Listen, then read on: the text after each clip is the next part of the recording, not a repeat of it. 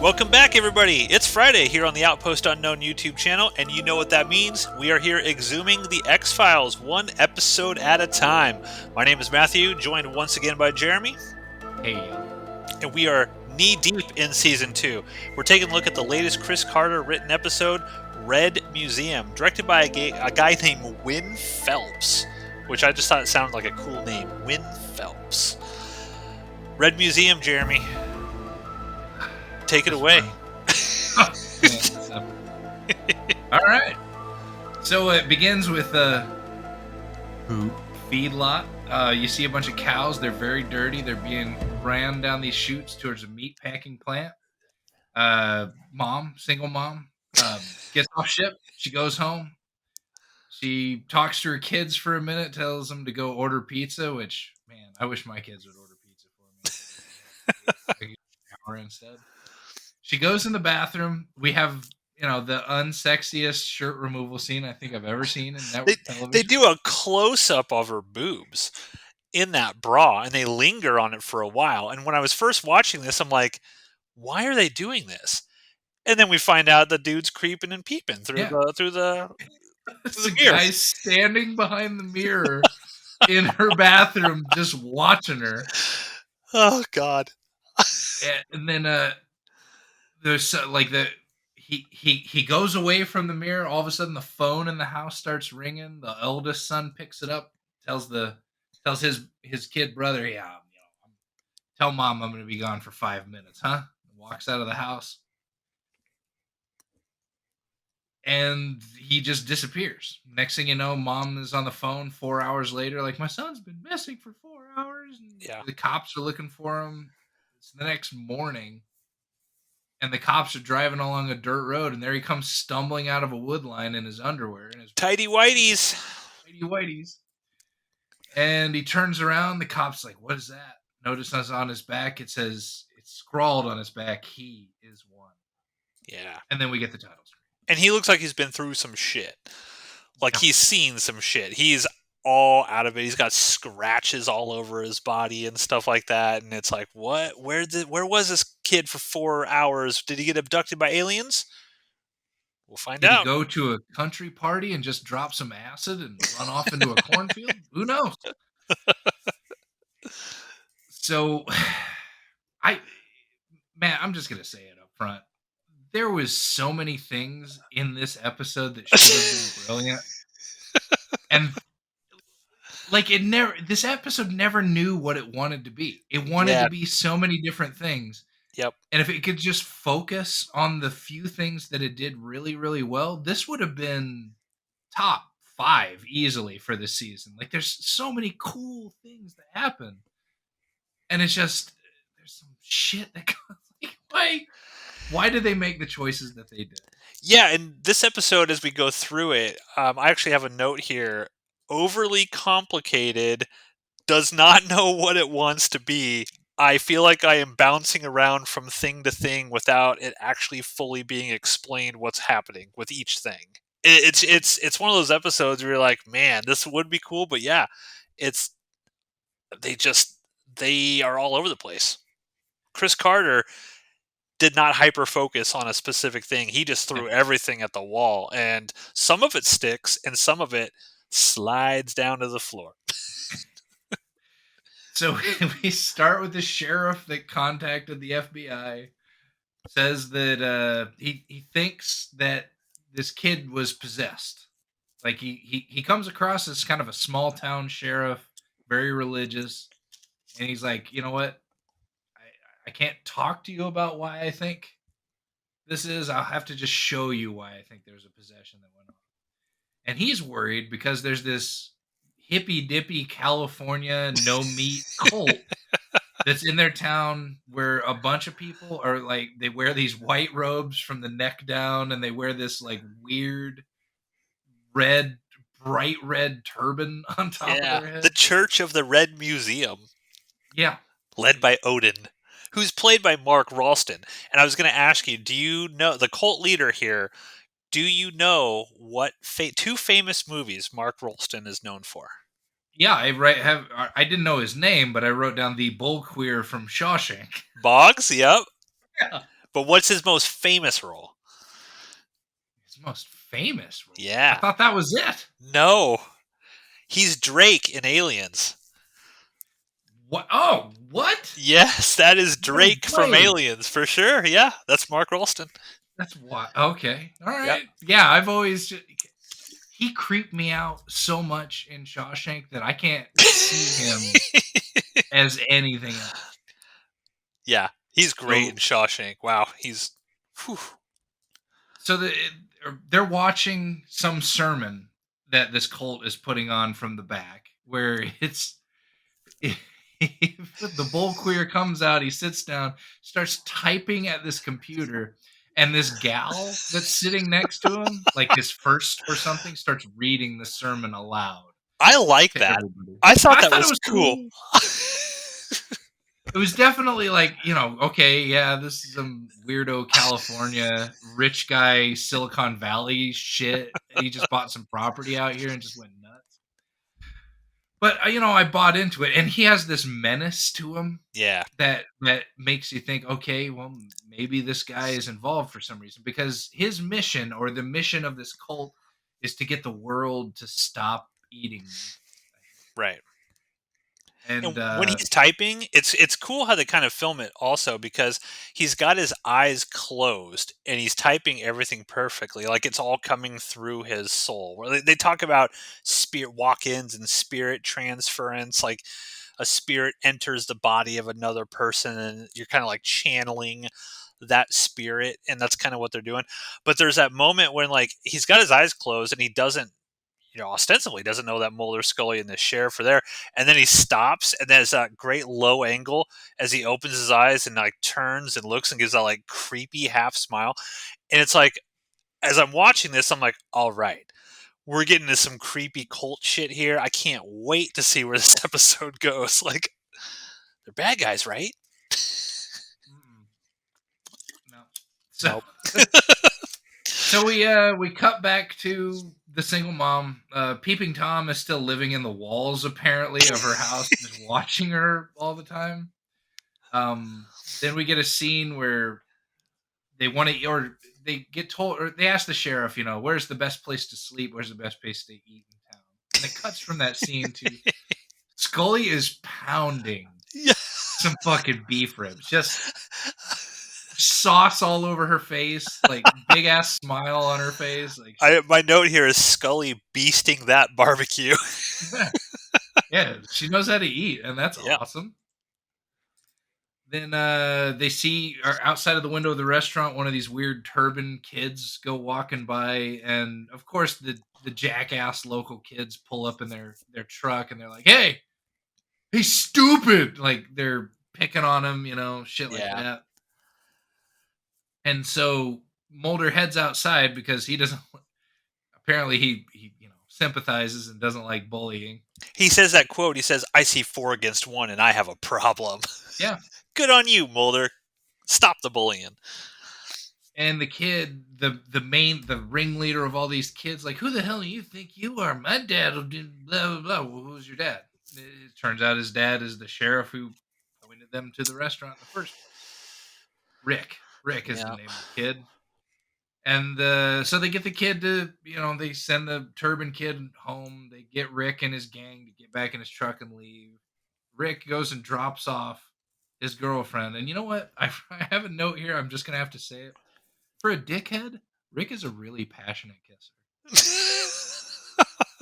You That's don't true. normally Yeah. see those two together. He kisses his girlfriend. It's this long, very sweet thing. Like normally guys like that just munch on their girlfriends' faces and spit on them and let them go. But Yeah. his Sympathy for Rick, right? sure.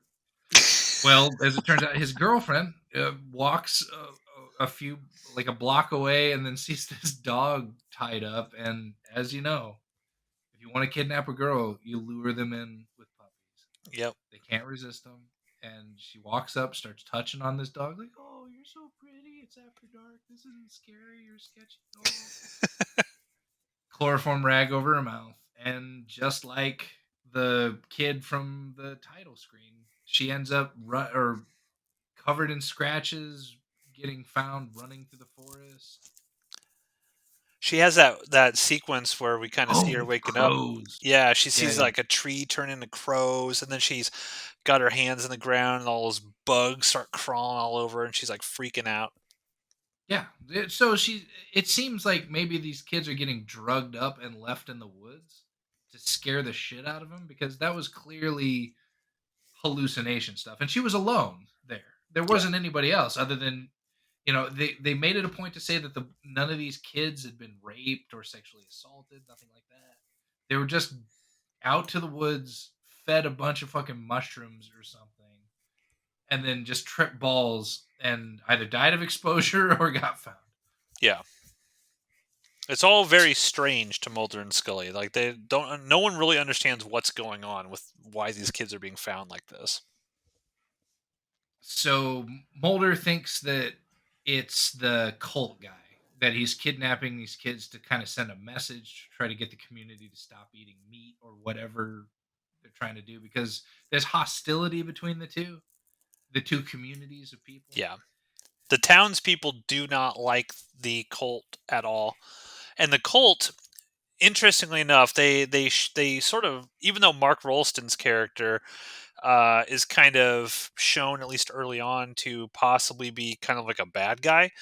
Um, you never see the cult leader or the cult members doing anything to anybody else. This is like the small town people just picking on all of these people, bullying them and stuff like that. Mhm. And that'll come into play later on down the road as to why that's important. So they're at his house. The cult leader won't let him in and he won't step out with them. Then all of a sudden, like completely silently, a bunch of cult members just are suddenly standing in the cult leader's front yard behind the FBI agents. Like, okay, that's Yeah. creepy. I love this thing is like, you cannot step foot in here because you are meat eaters. You are carnivores. You're not allowed in here. And They're Scully, yeah, unclean. Scully's like, you can't just not let us in because we eat meat. He's like, actually, it's part of my religion, and I totally can do that. And then Mulder's like, fine, step the fuck out, and now you're under arrest. How about that, buddy? And I'm sitting here thinking, it was like, Mulder's got nothing on this guy. Like, how Yeah. he can't just arrest this guy for nothing. Because even Scully's like, well, we can come back with a warrant if that's what it takes. And the guy's like, sure, Yeah. come back with a warrant. And then Mulder's, no, no, no, step out. You're under arrest. I'm just thinking, like, under arrest for what? And then suddenly they get called away because the cult members are standing in front of the barbecue joint doing a barbecue blockade. And like Mulder and Scully don't do anything about it. They're just standing there staring at it. And then, of course, Rick shows up with a bucket of cow's blood and dumps it on them, which nobody reacts to. Look at the scene. Yeah. Nobody's all of a sudden disgusted that they're covered in cow blood. They're just, whatever. Hmm. And this old dude sitting in a pickup truck, like, starts waving Scully over, like, come here. At And first, she goes over to him. I'm like, is this the dude that was creeping on the walls at first? Because we forgot, like, earlier on, the creeper in the walls was actually creeping on Scully, and Scully actually turns and looks directly into the camera. It was like a point of view from the creeper, but never goes to investigate the potential creeper in the walls at that point. And I was thinking here, I was like, is this the creeper guy? He's just like, come on over here, little lady, come on over. Yeah, come on. She doesn't even ask Mulder to come over. I mean, she doesn't have to, obviously. She can take care of herself. But it just seemed kind of weird. She just leaves Mulder there and walks over and talks to this old guy in a truck. And then they get in the truck with him Yep. because he's got something to show them, but he won't tell them what. And this scene is where everything in this episode just fell apart for me, and I just stopped caring because Yeah. this old guy, he, what did I write here? They just leave with a random farmer who has an issue getting to the fucking point. They take him out to a farm that he apparently his granddaddy used to own and that he used to own, and we had to find out all of this stuff about who farmed on this land when. Yeah. He's like, well, what did you come out here to show us? That they're putting beef or growth hormone inside the cow. Like, You fucking who gives a shit? Yeah, this was definitely the part of the episode where it went on way longer than it needed to. It could have It's been an email, is what I wrote. Yeah, it goes on and on. This old guy telling this story, and you're just kind of like it just grinds the whole episode to a halt. It's like Chris Carter was like, I have to have an exposition dump here.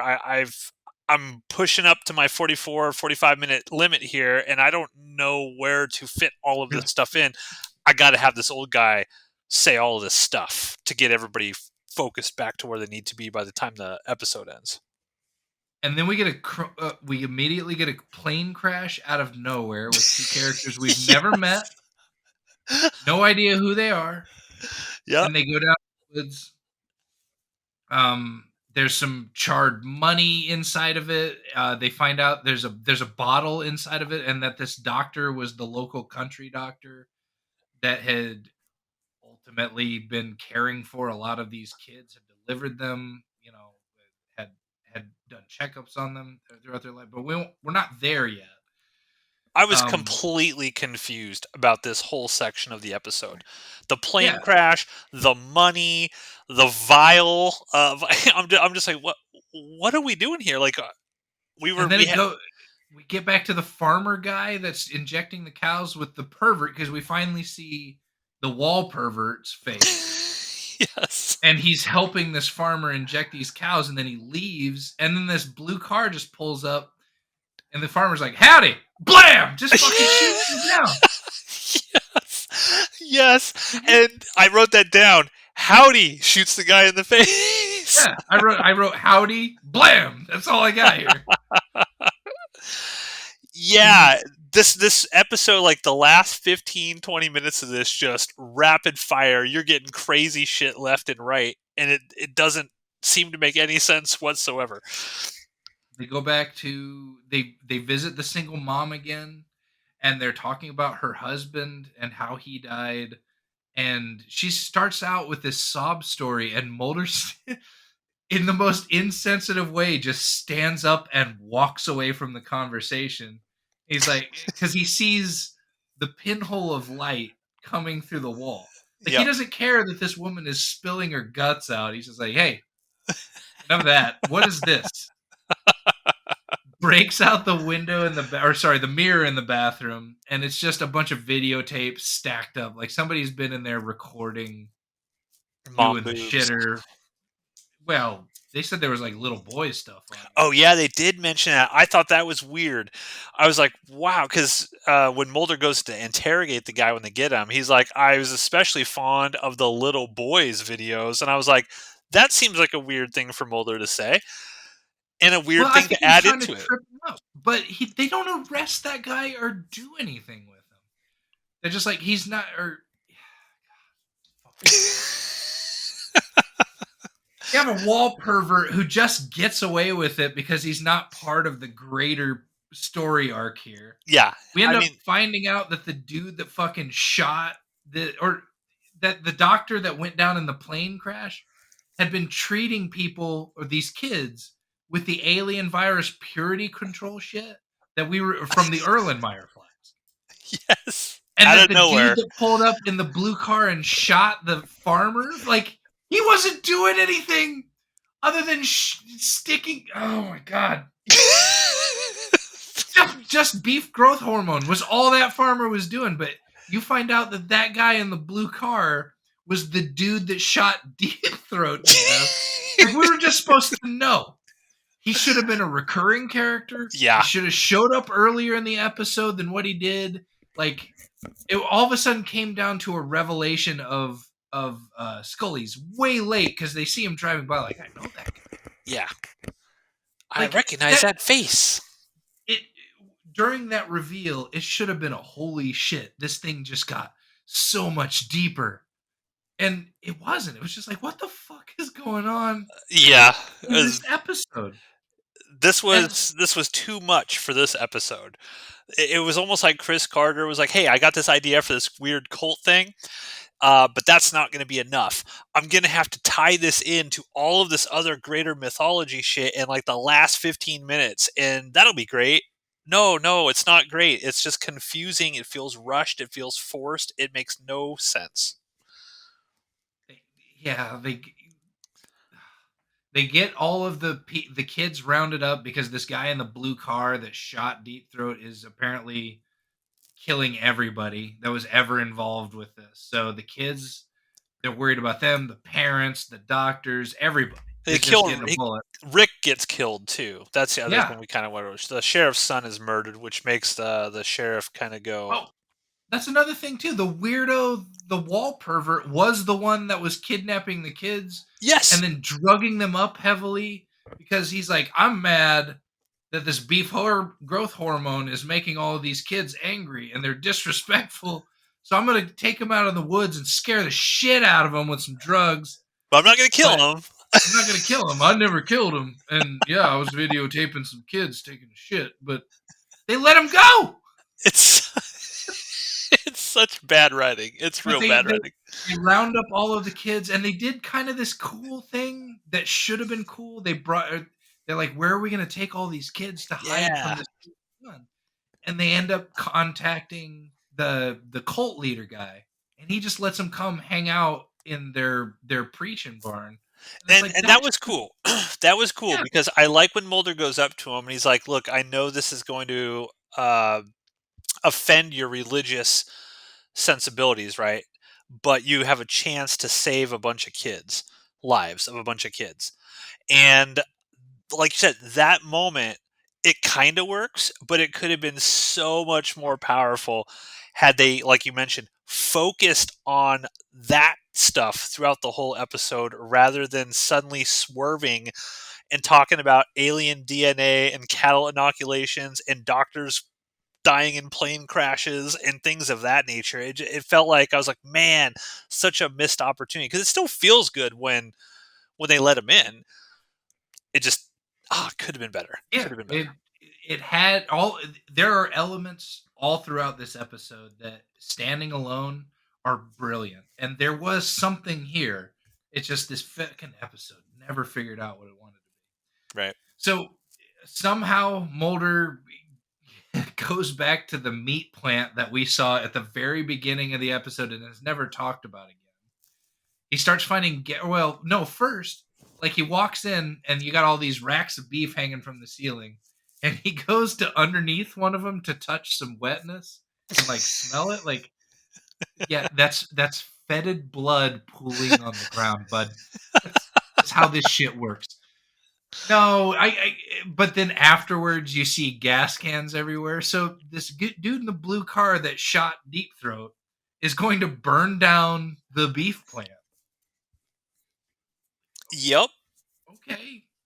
They don't well, they didn't show him murdering a bunch of cows. well, remember, there's an important thing that happened right before Mulder leaves to go to this slaughterhouse. Is he tells Scully like, "I want this guy alive," because as soon as Scully like tells Mulder, I finally realized who that dude was in the car that we drove by, Yeah. and Mulder's like, "Who?" That guy killed Deep Throat. And Mulder's like, "What?" It all makes sense, Scully. Alien DNA, purity control. This is it. This is everything we've been wanting. And Mulder goes off on his own to go after this guy because he wants him alive, and that's gonna come into play later on down the road. That's an important element here. But when he told what was weird was when he told Scully, like, I want this guy alive, it sounded like he was telling her, you better not kill him, bitch. Scully, I want this guy I alive. want this guy alive. He knows she always draws her gun first. Sure. Scully is a boss, man. She just takes care of shit. She don't fuck around. And so they corner the dude in the beef plant. He's about to light everything on fire with his lit lighter, and an enraged sheriff who is so mad about his his son getting ricknapped and shot in the head. He wants revenge, so he guns this guy down in Yeah. cold blood. And that should have had I like his scene when he picked up his dead son. It felt sad, but that should have had more impact. The and that should have actor led. the actor Go ahead. tried. He was really Yeah, crying. Those were real yeah, tears coming out. He was doing as well as he could, but yeah, man, it could have had so much more power and impact. Could have had even more had Mark Ralston come over, right? And like really like tried to sue them and the cult members coming around to try to get that whole sort of thing cuz he's very I wouldn't racist is the wrong word towards a cult member, like prejudice against them or something. Like he does not like these cult members, but that would have been a fantastic moment for like these two different groups who aren't seeing eye to eye to sort of have empathy with one another and comfort someone in their time lost. But they just blow right past it. yeah. Yes. Got to move on. We got shit to do. And I mean, wasn't that the end of the episode? Okay, this ends with Scully doing that end narration. And that is a Okay. recurring theme for the next few episodes as well. And all these episodes have been ending with either Scully or Mulder kind of recapping. This is sort of what happened after the main events ended, and she mentions that all the evidence is gone because, of course, the purity control stuff immediately. Just like the living or the new organism in Firewalker, the spores immediately go inert and active, and they decay and die. Same thing with all this alien DNA that they're putting in there. And Scully mentions that she thinks that I guess the Deep Throat assassin, whoever he's with, they were testing on all these kids this stuff to see how they would react to having alien DNA, I guess, inside of them when they eat this meat. But then she thought that the cult leaders, because the cult never ever experienced any of the weird shit that the non-cult people did. So she's like, well, she thought they were like a control group for the government for whatever reason. They don't really explain why. And then she's like, the case remains open and unsolved. And that's kind of how it ends. Um, I guess I can kind of feel from your animated tone throughout this episode, Jeremy. I haven't seen you this passionate about an episode in quite a while. I Give me was your overall thoughts. exhausted. Give me your I overall was thoughts. I was exhausted after this episode because again, this episode, even as is still not as bad as the worst episodes of season one. I've got to give it Yep, credit in that way. true. But it it is obnoxious to me when I know that somebody involved with this project has a hold of a thread that ties all of this shit together in a very beautiful, meaningful way. Like I feel that this could have been one of the best episodes I have seen on this show yet. Like up there with Beyond the Sea, good. But it couldn't find its stride, it couldn't find its identity. Whatever voice they were listening to when the good shit happened didn't have a loud enough voice throughout the whole of this episode. And when I was done, like I was done watching X Files for a minute after this. What you mentioned that this could have been top five for you. What would you have wanted them to have focused on? If you could have told Chris Carter, like, look, you let me read your script, Chris. I'm going to give you a suggestion. What would you have told him to sort of focus on it and make this something that would have been great? More about the community's interaction with the people or the cult for sure in order to make that more of a threat. Get away from the single mom and the pervert shit because Yeah, who it was the weakest stuff. Just didn't belong there. Um, introduce you probably would have had to have previous episodes, if not throughout this episode, us having flashbacks to Deep Throat being killed so that we know when the guy in the blue like I'm okay with the purity control stuff. I'm totally okay with it. Other than it was just kind of tacked onto the end to try to loop everything together. So we have this cult, we have something is happening to these kids.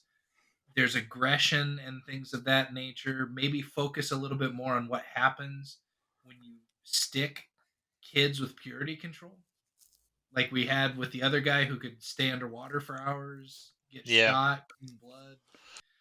And I can accept so many things, even on all the way down to the the assassinations at the end, the sheriff getting super pissed and gunning that guy down at the end, the really touching moment when the cult held them out. All of those things would have been propped up if they had just cut probably the first 15-20 minutes of this episode almost completely out of it and just focused on things that seemed to matter Yeah.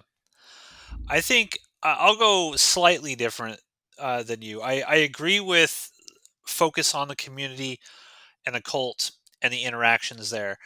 I personally would have excised anything to do with purity control and the assassins and the wall pervert and all of that stuff. I would have much rather this episode focus on, hey, why does this cult, they're they don't eat meat, they're vegetarians. They are protesting because this is a big cattle town, is what they mentioned. Like everybody loves to eat meat. The barbecues to die for, according to Scully. Focus on all of that, and you can still do something with the growth hormone and stuff like that, but it doesn't necessarily need to be tied to the overall mythology. The reason why I don't think that the purity control needed to be in here is because it felt so forced. Like purity control and all of that seems like a much bigger thing than suddenly they're just experimenting on this little community in Wisconsin on these kids.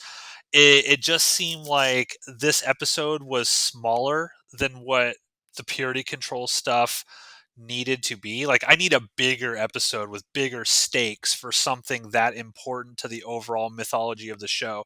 They could have easily made it, because I think, don't they have a scene in here where they talk to like the corporate guy about the inoculations and the growth hormone and stuff like that? You could have easily made this like an evil corporation type episode. Like there is this, evil corporation in this town, and they are pumping these cattle with all of these growth hormones, and they put something else in there, and that's what's causing all these kids to go fucking like wild and nuts or something. You could have really focused on that and made it a really sort of cool little story that I could have bought a lot easier than shoving purity control, greater mythology stuff, and Deep Throat's assassin and all this into that time. There's too much in this episode in 44 minutes. There's just there way too was. much. And so, give me, I don't need the purity control stuff right now. This kind of at this point in the season, we just got Scully kind of back. We don't need to be diving into that end of the pool right now in such a rushed way. So just let me enjoy Mulder and Scully investigating some weird shit that's not tied to the overall mythology for a little bit. That's how I kind of would have done it.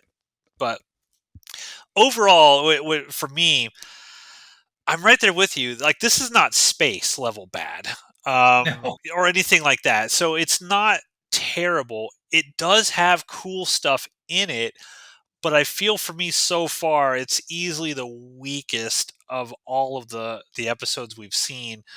And I agree with you. It could have been a top five, but it might end up being top or bottom five just because of the disappointment factor.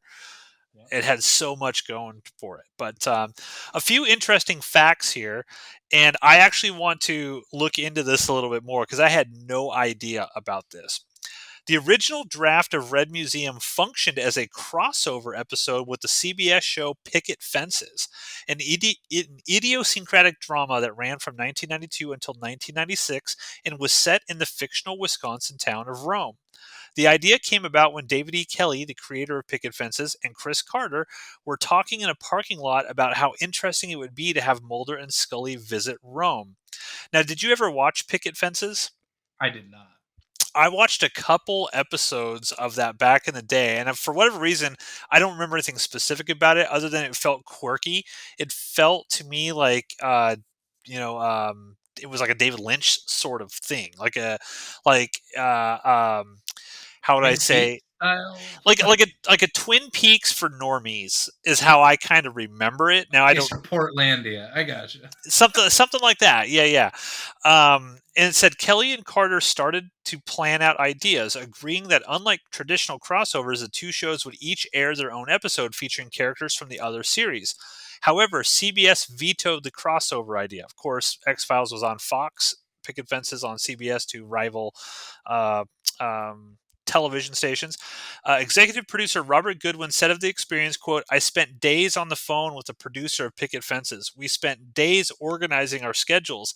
Then at the very last minute, of course, we found out that no one had told CBS and they said, forget it.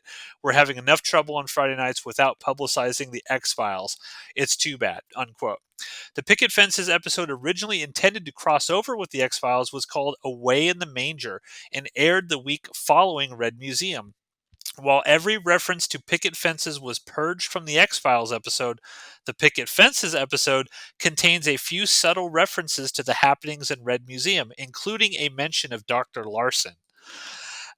I want to go find this Picket Fences episode now because I kind of want to watch it after this and just be like, okay, what little moments from this X Files episode do they reference in there? Producer and writer Glenn Morgan was disappointed with how the crew cut man was killed off in the episode, saying, crew cut man, I guess, is the name of this assassin, Deep Throat's assassin. Quote, my feeling is that to bring this guy back, his presence should have been better developed, and he shot off screen. I thought, geez, this is the guy who killed Deep Throat, who the audience loved, and it's kind of tossed away, unquote. The episode just seems like half of one thing for a while, then half of something else. I think that was a curious choice for Chris. He wanted to take a real left turn, but I'd rather have seen a whole episode about the guy showing up and Mulder getting back at him, unquote. Morgan's writer partner James Wong also disliked the episode, saying, quote, I think this was one of the most confusing episodes I've ever seen. It had some really neat ideas in it, but I don't think it pulled together finally, unquote. It's kind of cool as we're going through this, Jeremy. We're kind of watching these things and getting our reactions to them and then finding out because what I do is I watch the episode and then I'll go to IMDb and Wikipedia and then just kind of read about it afterwards. And Wikipedia is really interesting because they have a lot of quotes from the writers and stuff like that. And it's just kind of cool to be like, your thoughts of this episode exactly what like the executive producers thought when they watched it as well, and how it's like we're not completely off base here. Even the people who ran X Files were just kind of like, kind of fucked this one up, Chris. Cool stuff, but you kind of fucked that one up. The scene in which Mulder wipes up Scully's lip when they are having dinner was improvised by David Duchovny when he saw Gillian Anderson had stained herself. They kept it in the episode, nurturing even more the usual unresolved sexual tension between the two of them. And this is the first time we hear Mulder and Scully discussing walk-ins, which we discover later is how Samantha really died. So, spoiler alert for like season 7 or whatever. So yeah, that's kind of like the fun facts. Anything in the facts here that sort of strike your fancy? No, I'm glad.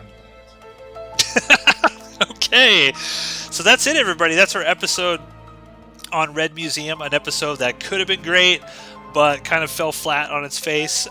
Stay tuned next week because we are going to be talking about Excelsis Day. I think that's how you pronounce it, Excelsis Day, which is an interesting one to say the least. So hit that like and subscribe button. Leave a comment down there. What did you think of Red Museum? Was it as awful for you as it was for us? Did you think there was anything redeeming in this episode for you, or were you just like, no, this episode was great? Let us know. We'd love to read your comments. So thanks again, everybody. We'll see you next Friday here on Outpost Unknown, exhuming the X-Files.